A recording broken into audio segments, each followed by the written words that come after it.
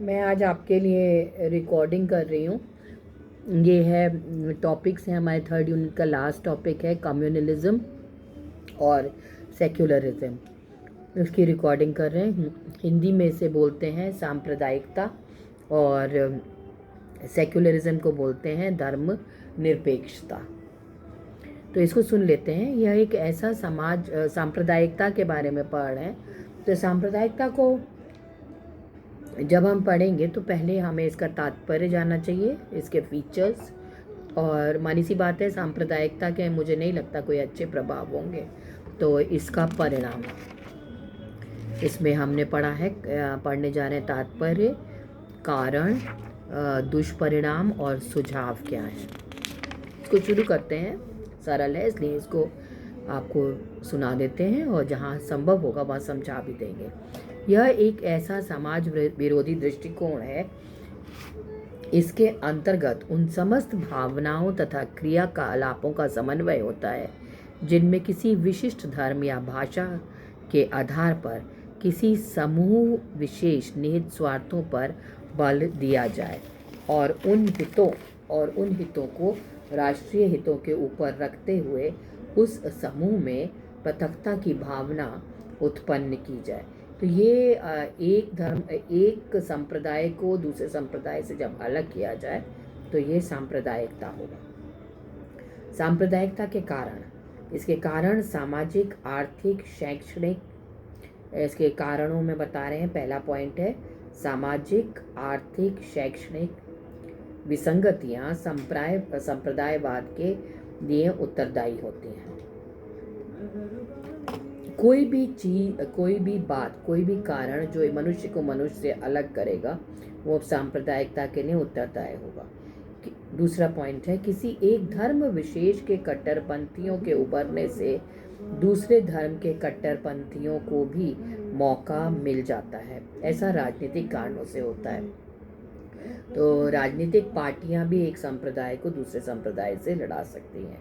तीसरा पॉइंट है किसी धर्म विशेष के प्रति तुष्टिकरण की नीति से भी सांप्रदायिकता को भी बढ़ावा मिलता है।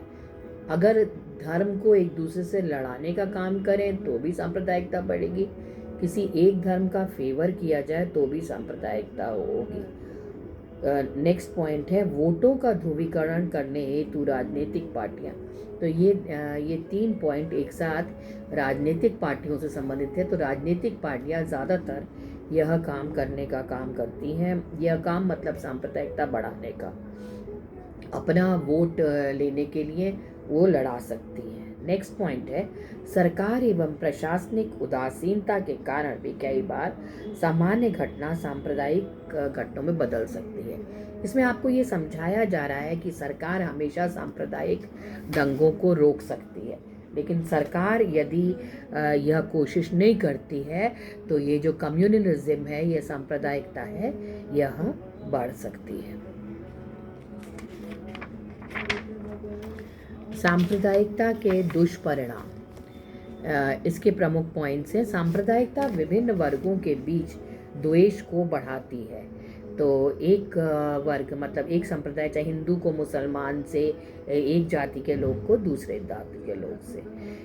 दूसरी बात है सांप्रदायिक दंगों के कारण अर्थव्यवस्था नकारात्मक रूप से प्रभावित होती है। जब किसी देश में झगड़े हो जाएंगे संप्रदाय के बीच में, चाहे धर्म के नाम पर, जाति के नाम पर, तो फिर उसमें अर्थव्यवस्था की तरक्की नहीं होगी। तीसरा पॉइंट है राष्ट्रीय एकता तथा अखंडता को बनाए रखने में सांप्रदायिकता बाधा पहुंचाती है।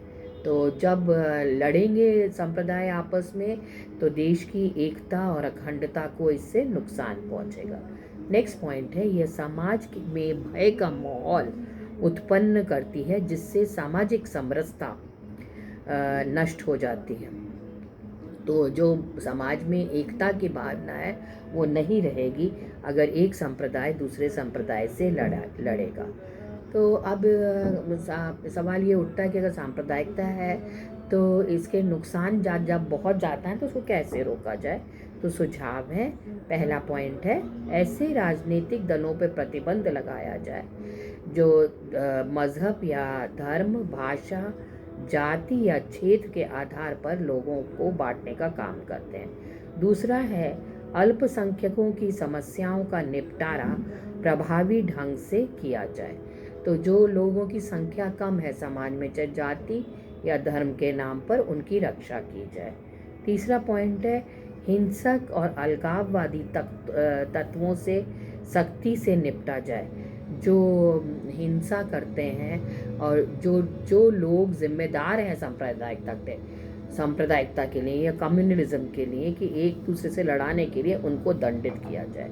नेक्स्ट पॉइंट है शिक्षण पद्धति का विकास ऐसा होना चाहिए जिससे छात्रों की वैज्ञानिक सोच का विकास हो। और जो बच्चे हैं जो एजुकेशन प्राप्त कर रहे हैं, युवा समाज को सुधारता है, तो युवाओं को इस प्रकार से पढ़ाया जाए कि वो सांप्रदायिकता को बढ़ावा ना दें और इसको कम करने का काम करें।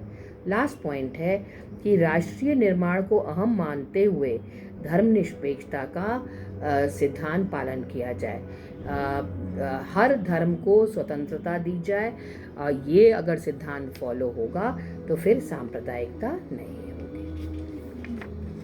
ये हुआ पूरा का पूरा सांप्रदायिकता।